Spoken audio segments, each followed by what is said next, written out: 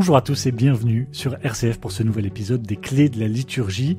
À l'antenne de RCF Hauts-de-France, en podcast, chaque semaine nous prenons quelques minutes pour découvrir et comprendre la liturgie catholique. Et aujourd'hui, nous nous intéressons au rendez-vous central des catholiques, à la plus connue des liturgies, la Sainte Messe. Et dans cet épisode, qui se veut comme une introduction à une série d'épisodes pour comprendre et décortiquer les liturgies de la messe, nous allons commencer par nous poser cette question toute simple. Qu'est-ce que la messe ? À quoi cela sert-il ? Et avec nous en studio, comme chaque semaine, le père Charles-Marie Rigaille. Bonjour mon père. Bonjour Arnaud. Alors tous nos auditeurs, ou presque tous nos auditeurs, ont sans doute participé au moins une fois dans leur vie à une messe. Mais peut-être que certains se demandent encore, qu'est-ce qui se passe vraiment ? À quoi ça sert de s'y rendre ? Qu'est-ce que c'est que la messe ? Alors c'est une question, si les auditeurs ont 4 ou 5 heures, on pourrait l'aborder un peu. Mais on le fera d'ailleurs avec les prochains épisodes, hein. C'est du teasing là, mais en guise d'introduction. C'est vrai. Eh bien, je vais donner quelques éléments qui permettent de peut-être comprendre un petit peu. Évidemment, on ne pourra pas en parler de ce qui fait ce grand mystère en quelques minutes, mais le contrat qu'on a avec les auditeurs, c'est de pouvoir en parler en vraiment 7-8 minutes, et c'est ce qu'on va essayer de faire. Je reprendrai simplement une idée un peu forte qu'on avait déjà eu l'occasion d'aborder dans une précédente émission, c'est que la messe, c'est la source et le sommet de la vie chrétienne. C'est le Concile Vatican II qui le dit. Et source, c'est-à-dire que c'est là qu'on va puiser quelque chose. Sommet, c'est un aboutissement. Et la messe se présente comme ceci pour nous, pour la vie chrétienne. C'est-à-dire ceux qui viennent pour vivre quelque chose. Voyez. La messe, c'est quelque chose qui est un peu étonnant parce que c'est pas comme si c'était un dîner. Parfois on dit c'est comme un dîner de famille. C'est pas tout à fait vrai parce que ça inclut aussi la préparation. En fait, c'est comme si on disait c'est le jour de Noël, on va préparer toute la journée la fête de Noël, et puis Noël c'est le moment où on s'échange les cadeaux, mais c'est pas que ça Noël. Noël en fait c'est aussi toute la retrouvaille en famille, c'est aussi le temps où ensemble on prépare les gâteaux du soir, et où on discute avec des gens qu'on n'a pas vus parce qu'on est un peu dispersés depuis un moment, on vit un temps un peu bon et chaleureux ensemble, et tout ça c'est la messe. Et donc, vous allez voir que dans la messe, il y a des moments de préparation, des moments où on est tous ensemble, des moments où il y a un pic, il y a un sommet, il y a un moment vraiment plus important que d'autres, comme le moment où on s'échange des cadeaux, voilà. Mais l'ensemble, c'est la messe. Alors si on devait le dire, qu'est-ce qui se passe pendant la messe, moi je le dirais bien en 5 points. Parce que alors allons-y, 5 points, il y a une certaine densité effectivement dans ce que la messe peut représenter. Et aucun des points ne peut se suffire à lui-même. Vous verrez, les auditeurs vont bien s'en rendre compte que si on n'en prend qu'un seul, c'est un peu bancal. Okay. Donc la première chose, c'est l'étymologie du mot Eucharistie. Peut-être que les auditeurs ont déjà entendu ça. On va célébrer l'Eucharistie. Alors les gens se disent mais c'est quoi la différence avec la messe ? Il y en a pas. C'est un autre mot pour dire la même chose, mais parce que on a plusieurs mots, parce qu'il y a plusieurs idées un peu fortes. Eucharistie en grec, ça veut dire action de grâce.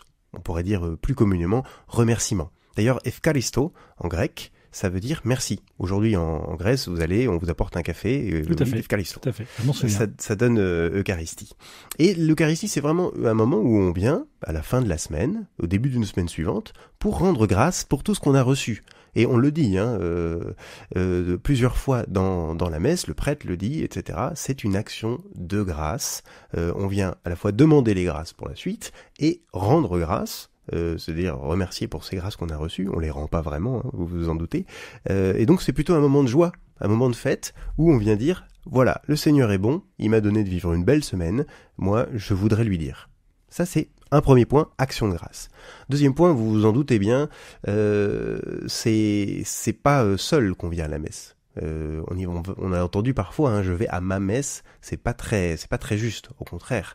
La messe est là pour faire communion. Et on le dit d'ailleurs, la communion, parfois on l'emploie même à la place de la messe, c'est un élément assez fort qui se fait pas que Jésus et moi et Jésus, et c'est un moment de communion avec toute l'Église. Et d'ailleurs on le dit, en communion avec toute l'Église du ciel et de la terre. Et ça on l'abordera plus tard quand on parlera de la Toussaint, qu'il y a vraiment au cours de la messe une communion entre les deux. Et donc cette communion fait l'Église.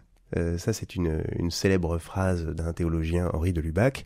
L'Église fait la communion, elle fait l'Eucharistie, et en même temps, l'Eucharistie est celle qui vient vraiment constituer l'Église. Donc, lorsqu'on vient à la messe, on vient faire communion avec toute l'Église, ceux qui sont présents, ceux qui sont absents, ceux qui sont dans notre ville, ceux qui sont ailleurs, et évidemment, ceux qui sont au ciel. Troisième point, évidemment, là c'est peut-être plus simple à comprendre, en tout cas, c'est que c'est un moment où on se nourrit. On se nourrit, et alors évidemment, vous allez me dire, physiquement pas beaucoup. Les qualités nutritives d'une hostie sont pas extraordinaires. C'est ce qu'on appelle une nourriture spirituelle ? Exactement, c'est une nourriture spirituelle. On se nourrit en prenant le pain de la parole de Dieu, et évidemment l'Eucharistie, le corps du Christ. Et donc cette nourriture, elle est là pour nous fortifier et pour nous donner la force de repartir ensuite, de partir vivre la semaine qui se prépare. Donc du pain pour la route, tout simplement, de l'énergie pour pouvoir repartir. Ça, c'est assez important. Quatrième point, l'Eucharistie, c'est un sacrifice. Alors ça, c'est un terme qui parfois fait frémir. Qui peut faire un peu frémir, oui. Exactement. Et les gens qui frémissent ont raison. Un sacrifice, c'est jamais très agréable, normalement. En tout cas, pour celui qui est sacrifié. Alors, on pourrait le remplacer par un autre mot plus simple à entendre, en tout cas presque tout aussi juste, mais c'est une offrande. Une offrande. Le Christ s'offre, et nous venons participer à cette offrande du Christ, et nous offrir aussi, nous, un petit peu. D'ailleurs, ça se voit dans la liturgie, par exemple. On va aller encenser, parfois vous voyez ça le dimanche, quelqu'un qui encense. Il encense quoi ? Il encense les offrandes, donc le pain et le vin qui vient d'être apportés, mais il encense aussi l'assemblée, parce qu'on participe au même geste de cette offrande. Qu'est-ce qu'on encense normalement ? On encense celui qui offre et celui qui est offert. Et eh bien, on est un peu tout ça à la fois à ce moment-là. Sacrifice, c'est une manière aussi de se souvenir d'effectivement de la passion du Christ, de sa mort. Et évidemment, c'est le point ultime du sacrifice. Mais le sacrifice du Christ commence pas sur la croix. Le sacrifice du Christ, Jésus se donne à partir du moment où il vient dans la mangeoire. Et c'est pas non plus un hasard s'il vient dans une mangeoire, parce qu'il vient justement pour être donné et donné en nourriture. Vous voyez qu'on peut faire le lien avec le point d'avant qui était la nourriture, évidemment. Et il reste, si vous avez bien compté, le cinquième point. Le cinquième point, c'est parfois quand je demande aux plus jeunes, mais quel est le moment le plus court de la messe, quand on divise la messe en 4 parties, ils nous disent c'est la fin là, c'est l'envoi. Et je leur dis souvent pour m'amuser que en fait non, c'est pas le moment le plus court de la messe, parce que ça c'est en quelques phrases simplement, mais c'est le moment le plus long parce qu'en fait c'est là que tout commence. L'envoi, vous savez, c'est simplement au moment où la messe se termine et on dit allez dans la paix du Christ. Et ce moment-là, c'est l'envoi en mission. Et la messe, c'est ça. D'ailleurs, ça a donné l'étymologie du mot messe. Quand on dit messe, on en retrouve les 4 premières lettres du mot mission. On disait autrefois ite missa est.